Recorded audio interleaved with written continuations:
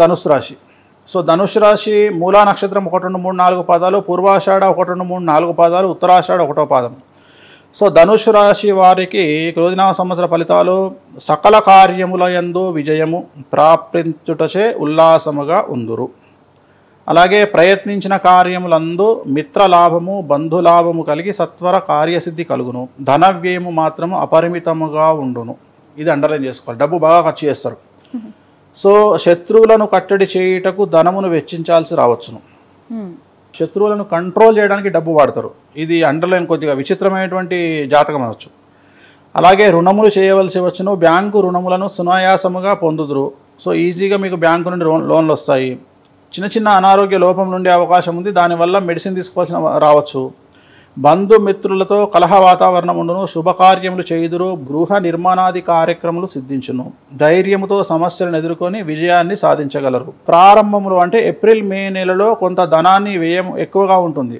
So 1కి 10 రూపాయలు ఖర్చు చేయాల్సి రావచ్చు. కొద్దిగా శత్రుబాధ ఉండే అవకాశం ఉంది. శత్రువుల పన్నాగములు తెలుసుకొని వాటికి ప్రతిక్రియ చేయటం వల్ల ధన వ్యయము కలుగును. ఆరోగ్య లోపములు సంభవించును. నేను మాట్లాడేది ధనుసు రాశి వారికి ఏప్రిల్ మే 2 నెలలే. తర్వాత చాలా బాగుంటుంది. సో మిత్రులు శత్రువుల వలె విభేదించెదరు. సో జాగ్రత్తగా ఉండాలి. అలాగే కోర్టు కేసులు ఏమన్నా ఉంటే అది కంటిన్యూ అయ్యే అవకాశం ఉంది. వ్యసనములకు అలవాటు పడదురు. సో భార్యాభర్తల మధ్యన కలహములు ఏర్పడును. మానసిక ధైర్యము తెగువ ఏర్పడును. అంటే ఏమైతే అది అయింది అనేటువంటి విధంగా ముందుకు వెళ్ళే అవకాశాలు కనిపిస్తూ ఉన్నాయి. సో ప్రయాణాల విషయంలో జాగ్రత్తలు తీసుకోండి. చిన్న చిన్న వాహన ప్రమాద సూచనలు గోచరిస్తూ ఉన్నాయి. మరీ ముఖ్యంగా తల్లి ఆరోగ్యము బాధించే అవకాశం కనిపిస్తూ ఉంది ధనుసు రాశి వారికి. అంటే తల్లి కనుక ఉంటే తల్లి ఆరోగ్యము ఇబ్బందికి గురి చేసే అవకాశం ఉంది. మరీ ముఖ్యంగా కొన్ని ముఖ్యమైన వస్తువులు పోగొట్టుకునే అవకాశం కనిపిస్తూ ఉంది. కళ్ళకు సంబంధించి జ్వరము లేదా కళ్ళకు సంబంధించిన అనారోగ్యం ఏర్పడే అవకాశం కనిపిస్తూ ఉంది. సో మనం కనుక తీసుకుంటే వస్తువులు పోగొట్టుకునే అవకాశం అంటే ఈ మధ్యకాలంలో ముఖ్యమైన వస్తువులు అంటే cell phone. So cell phone పోగొట్టుకునే అవకాశం కనిపిస్తూ ఉంది. సో ధనుసు రాశి వారికి చాలా బాగానే ఉంది. ఏప్రిల్ మే 2 నెలలు తీసేస్తే జూన్ 1 నుండి ధనుసు రాశి వారికి చాలా చాలా బాగుంటుంది. సంవత్సరం అంతా కూడా బాగుంటుంది. శని గురువు అందరూ అనుకూలంగా ఉంటారు కాబట్టి ఇంచుమించుగా మనం జూన్ 1 నుండి ఈ సంవత్సరం చాలా బాగుంటుంది. వీళ్ళకు రెమెడీస్ ఏం అవసరం లేదు. ఎందుకంటే జనరల్గా ఏలినాశని వెళ్ళిపోయిన తర్వాత రెమెడీస్ చేస్తే రివర్స్ అవుతుంది. అందుకని దైవారాధన కావచ్చు, వాళ్ళకి కలిసి వచ్చే వెంకటేశ్వర స్వామి ఏం అవసరం లేదు. ఓన్లీ వెంకటేశ్వర స్వామిని పూజిస్తే సరిపోతుంది. వేరే ఏం అవసరం లేదు. మిథున రాశి.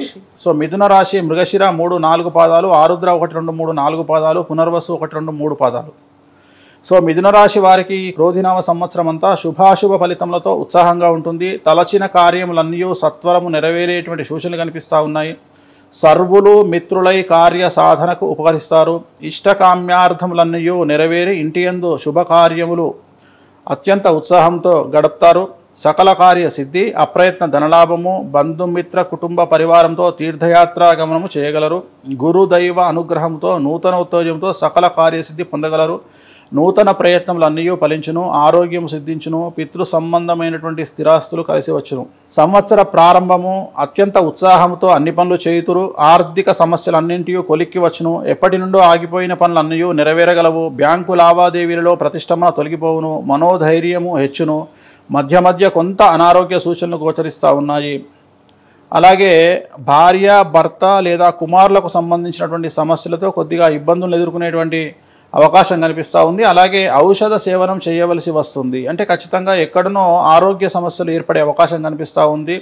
కొద్దిగా ధైర్యము తగ్గి మనోవ్యాకులత పెరిగే అవకాశం ఉంది. కారణం ఏంటి అంటే మే 1వ తేదీ నుండి మిథున రాశి వారికి గురువు వ్యయంలోకి వస్తూ ఉన్నాడు. సో దానివల్ల కొద్దిగా యాంగ్జైటీ డిజార్డర్ అనేటువంటిది ఏర్పడే అవకాశం ఉంది. లేదా మెట్లు ఎక్కేటప్పుడు దిగేటప్పుడు తడి ఎక్కడగా ఉంటే అక్కడ కాలు పెట్టినప్పుడు కింద పడి కాళ్ళు చేతులు విరగొట్టుకోవడం లాంటివి కనిపిస్తూ ఉన్నాయి. కాబట్టి జాగ్రత్తగా ఉండాలి. రాత్రి ప్రయాణాలు వాయిదా వేసుకోండి. అలాగే పితృ సంబంధమైనటువంటి స్థిర చరాస్తుల విషయంలో కొంత ప్రతిష్టంభన ఏర్పడిను. చివరకు విజయం మీదే ఏర్పడను. సో సంవత్సరం మధ్యంలో మరీ ముఖ్యంగా మీకు ఆగస్టు నుండి డిసెంబర్ వరకు కొన్ని ఇబ్బందులు ఎదుర్కొనే అవకాశం కనిపిస్తూ ఉంది. సో శుభకార్యముల వల్ల విపరీతమైనటువంటి ధన ఖర్చు కనిపిస్తూ ఉంది. 1కి 10 సార్లు ప్రయత్నించిన మీదట పనులు పూర్తయ్యే అవకాశం ఉంది. నేను మాట్లాడేది ఒక 6 నెలలు, ఆగస్టు నుండి ఇంచుమించు సెప్టెంబర్ వరకు. ఆర్థిక సమస్యలు కొన్ని బాధించును. కొన్ని కార్యములు వాయిదా పడును.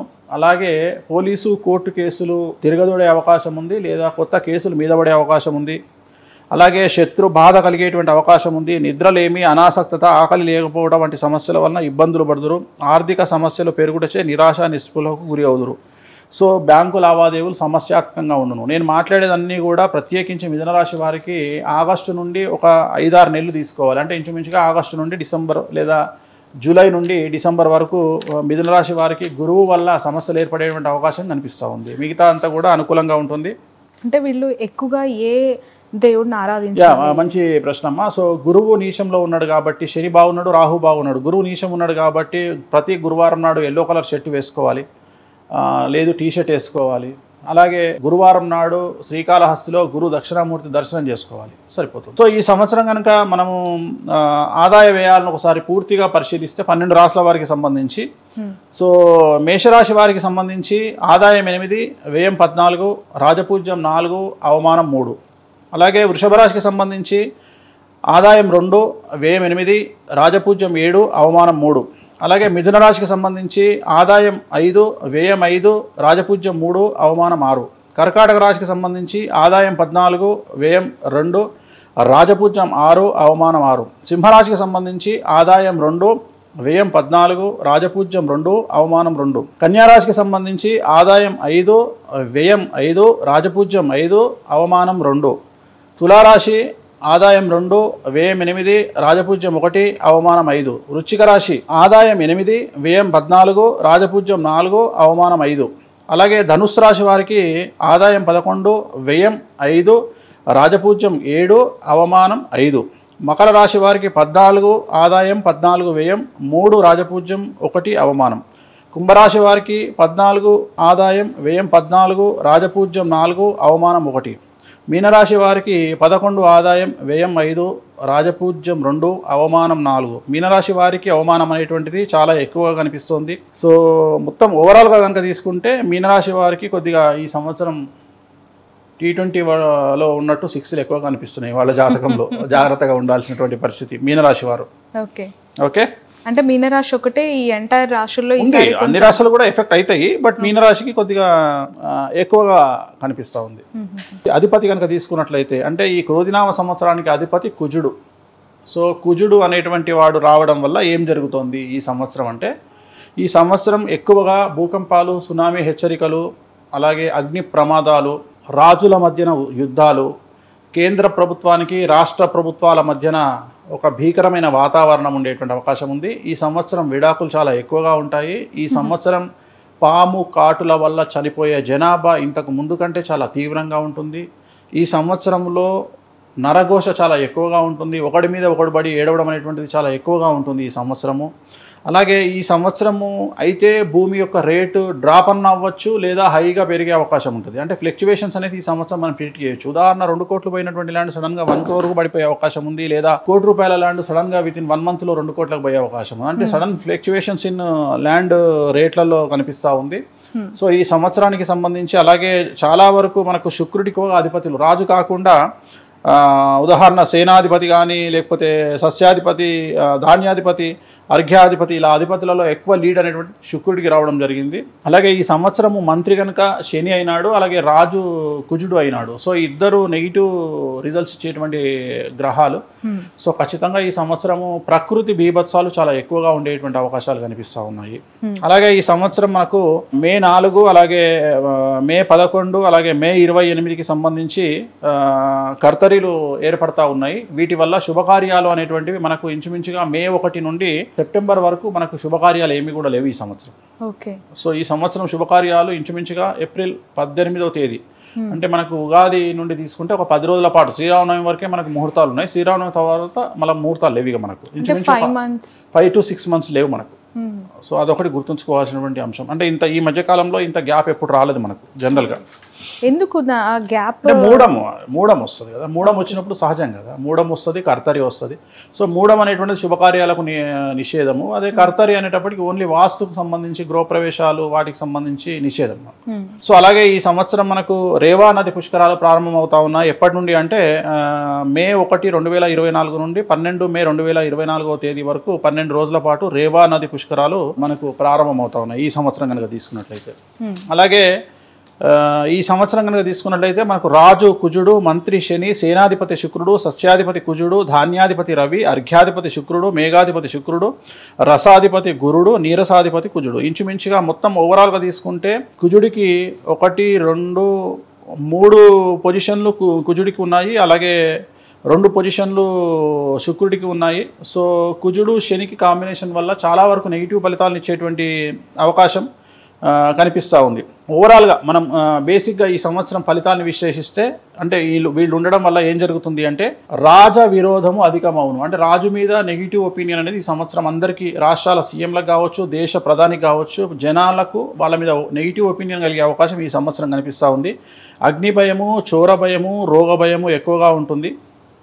అలాగే పాములు ఎక్కువగా కనిపిస్తాయి ఈ సంవత్సరము. అలాగే ఈ సంవత్సరము మందవృష్టి ఉండడం వల్ల పంటలు తగ్గేటువంటి అవకాశం ఉంది. ఈ సంవత్సరం బియ్యం యొక్క రేటు చాలా ఎక్కువగా ఉండేటువంటి అవకాశం ఉంది. అలాగే ప్రజల యొక్క ఖర్చు చాలా అధికంగా ఉంటుంది.